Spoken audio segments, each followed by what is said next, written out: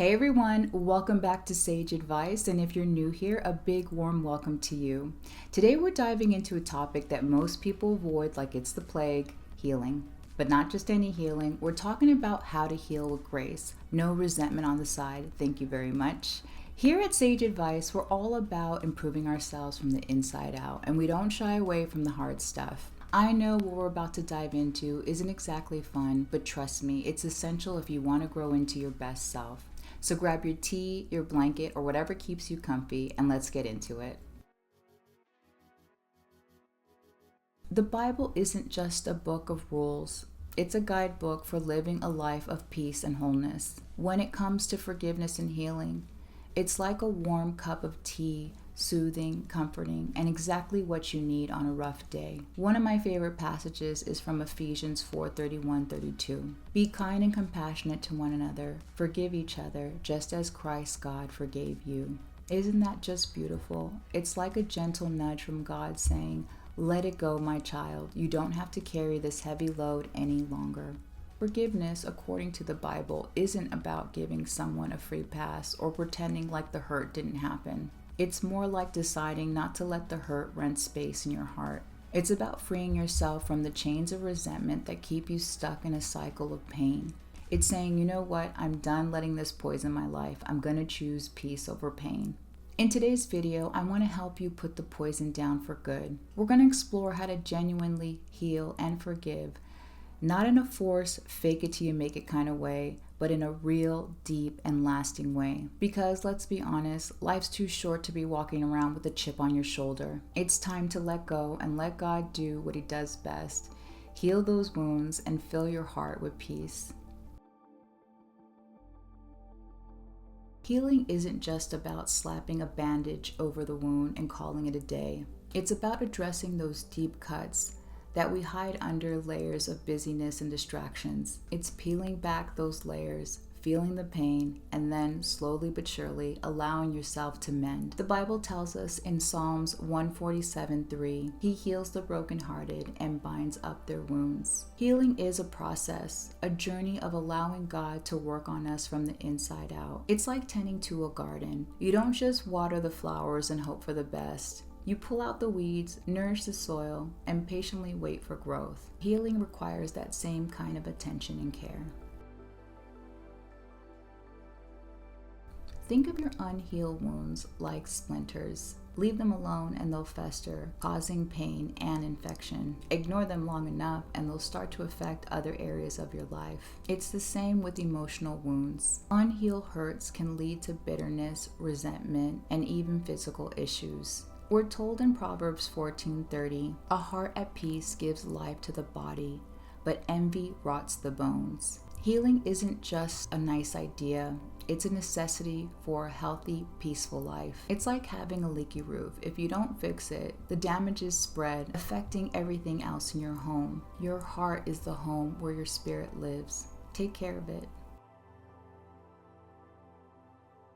When we ignore unhealed parts of ourselves, we're essentially putting our lives on hold. We're carrying around emotional baggage that weighs us down, affecting our relationships, our work, and our overall well-being. It's like trying to run a race with a boulder tied to your ankle. Jesus said in Matthew 11:28-30, Come to me all who are weary and burdened, and I will give you rest. Ignoring our pain doesn't make it go away, it actually makes it worse. It actually makes it heavier. Think of it as trying to hold a beach ball underwater. It takes so much energy to hold it down that eventually it's gonna pop up with full force. Healing is about letting go of that exhausting struggle. I want to share a personal story with you.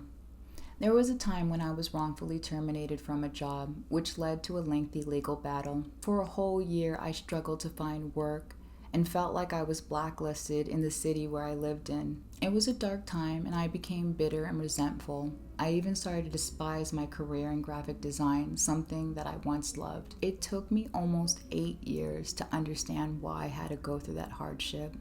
And in that time, I learned how to advocate for myself, set up boundaries, and eventually forgive. It wasn't easy, it wasn't quick, but it was necessary for my healing. In those years of struggle, I realized that the anger and bitterness were like poison. not just to my spirit, but to my creativity and passion as well. It wasn't until I let go, truly let go, that I began to see the light at the end of the tunnel. It was like clearing out a clogged pipe.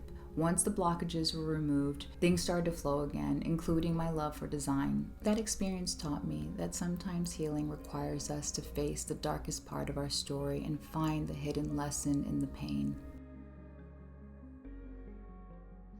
One key to healing is returning back to childlike faith. I'm not talking about being naive or ignoring life's realities, but about a faith that's pure, unfiltered, and full of wonder. The kind that trusts without hesitation. Jesus said in Matthew 18:3, "Unless you become like little children, you will never enter the kingdom of heaven." Kids have an incredible ability to believe with their whole hearts, trust easily, love openly, and see the world in hope. That's the kind of faith we need in trusting God to heal our deepest wounds. Let me be real with you for a moment. The past couple of years have been nothing short of transformative, like a personal renovation, all orchestrated by the mighty hand of God. Slowly, He started reintroducing things into my life that once brought me joy, things that I had long forgotten about. It was like God was gently healing my heart, layer by layer, and in the process reminding me who I really am. I started to notice the little things again, my love for those quirky little Hello Kitty trinkets. I know it might sound silly, but for me, those trinkets reminded me of a simpler time, a reminder of when life was light and full of innocent joy. It was in those moments that I started to realize God was doing something profound in me. He was bringing me back to a place where I didn't take life so seriously, where I could appreciate the small, beautiful things and let go of the heaviness that I'd been carrying. Witnessing God's mighty power in my life, transforming my heart, and giving me a new perspective was nothing short of miraculous. It's like He was saying, "I'm here, I've always been here, and now I'm going to show you how to live with that same childlike faith you had, but with the wisdom that you've gained along the way." And let me tell you, that combination is powerful. It's a place of trust, joy, and peace, where healing can truly take root. Embrace the healing journey no matter how tough it feels. I want you to imagine standing at the edge of a dark forest. You're unsure if you'll make it through, but remember, every small step gets you close to the light. Healing isn't a straight path. It's more like a winding road with bumps, detours, and maybe a few dead ends. And that's okay. Every twist and turn is a part of the process. Dive deep into your subconscious. Ask yourself, why do I avoid certain memories? What triggers me to run? These are the places where your greatest healing can happen. Facing painful truths is tough, but remember, pain is your soul's way for asking for attention. On the other side of that pain is freedom. 2 Timothy 1:7 reminds us, God has not given us a spirit of fear, but of power and of love and a sound mind. You're not meant to live in fear. Healing isn't just about feeling better. It's about facing those fears and saying, "I'm not afraid anymore. I'm ready to heal, grow, and move forward with grace." Life's too short to hide in the shadows. Don't shy away from this journey. Embrace it and let God bring beauty out of ashes. He will. Okay, now that we talked about why healing's important, let's get practical. How do you actually start this healing journey? How do you get to the root of the problem instead of just trimming the leaves? Here are some methods to unearth those hidden issues. First up, journaling. Now, before you roll your eyes and say, yeah, everyone says to journal, hear me out. Journaling is like having a conversation with your inner self. Sometimes you really don't know what's going on in your heart until you see it written down. So grab a notebook and write whatever comes to mind. Even if it's messy or nonsensical, you'll be surprised at the insights that start to emerge.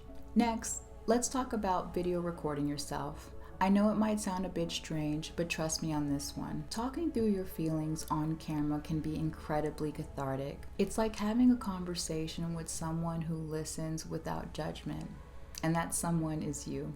Plus, it's a great way to track your progress over time. For my visual learners, try visual doodling. This isn't about creating a masterpiece.